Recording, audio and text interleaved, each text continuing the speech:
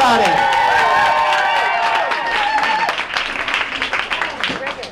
I'm the director of a nonprofit here in Burlington called Spectrum. We work with homeless teenagers. Yeah, Spectrum. And I'm here to tell you that rivalries exist between nonprofits. Yes, it's true. Hate to burst your bubble, but it's true. And all nonprofits, especially in Burlington, are always running events to raise money. In this town alone, there's probably 50 walks, runs, bike rides, golf outings, and we've done them all. And frankly, at least for us, they're good that people do them, but they don't raise that much money. They're costly to put on, they take a lot of time. But 3 years ago, I saw on Facebook that a nonprofit in New York City that works with the homeless had something called a sleep out.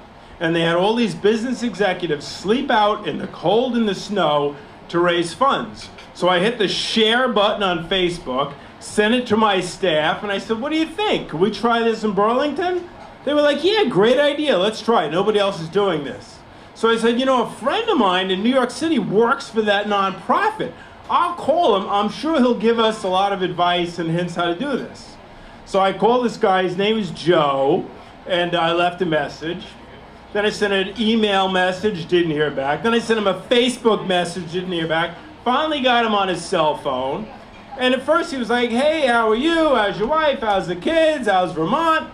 And I said, great. And I said, hey, Joe, we want to do this sleep out thing that you did. And his tone of voice immediately changed. And he was like, oh, yeah, that's our event. We consider that proprietary information. We're going to trademark that event. We're not giving out any advice on that. So anyway, I was a little disappointed, but I went back to my staff and said, can't be that hard to figure out. We got a couple of months, so he's not going to help us.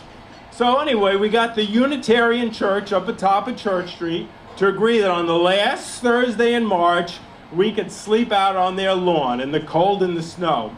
So my job now was to recruit. I thought, can I get 20 crazy business and community leaders to sleep out in the snow to raise funds? Well, we got 20, then we got 30, then we got 40. So now it's the day of the event. We're going to do it at 9 p.m. at night, and I'm thrilled. It's going to be like 25 degrees. It's supposed to snow. No tents. This is not winter camping. No tents. So I'm thrilled. But I get to my office at 9 a.m. like usual, and there's like 3 yellow stickies on the phone. Call Joe. Joe called. Make sure you call Joe. This is the guy who months earlier, right? Wouldn't help me. So I called Joe. And he's immediately like, we heard what you're doing. You stole our event. Our lawyers are sending you a cease and desist order today. You hold that event tonight, we're going to sue you. So I said, listen, Joe. Number one, you're in New York City. I'm in Burlington, Vermont. It's not like somebody's not going to do your sleep out in New York City, because they're doing ours. Number two, you have the CEO of Goldman Sachs doing yours. I am the CEO of August 1st Bakery.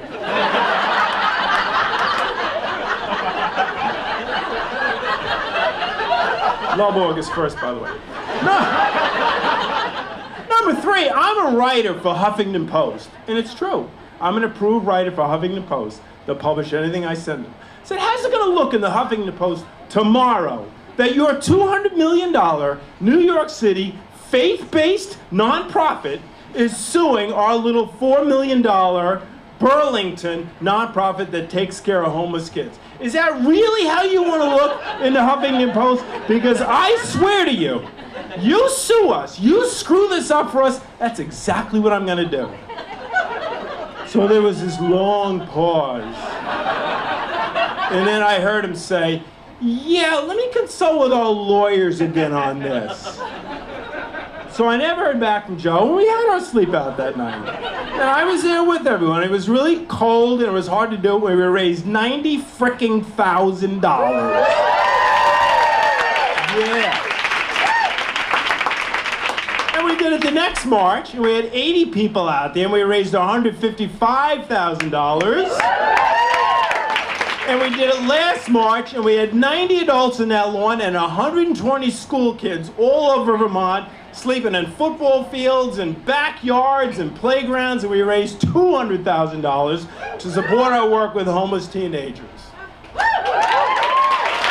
And you know we're doing it this coming March 26th. See me afterwards if you want to sign up for the sleep out. Now, a group of New Hampshire called me that works with homeless teenagers. Said, hey, we heard about your sleep out. We're really struggling. Can you give us some advice? And I said, yes, I will. And then a group in Vermont, Virgins, that works with homeless families called me this summer. We're really struggling financially. Can you advise us? I said, yes, you should have a sleep out. I'll even come down and help you put it on. Now, why did I do that? The Virgins one may actually, cut into us. But why did I do that? Because we're all in this together. We're all in it together.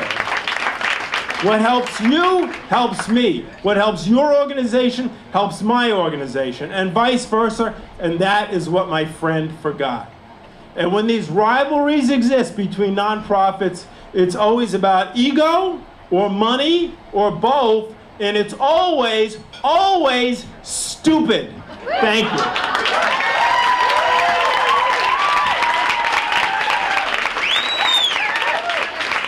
Keep it going for Mark Redmond, everybody.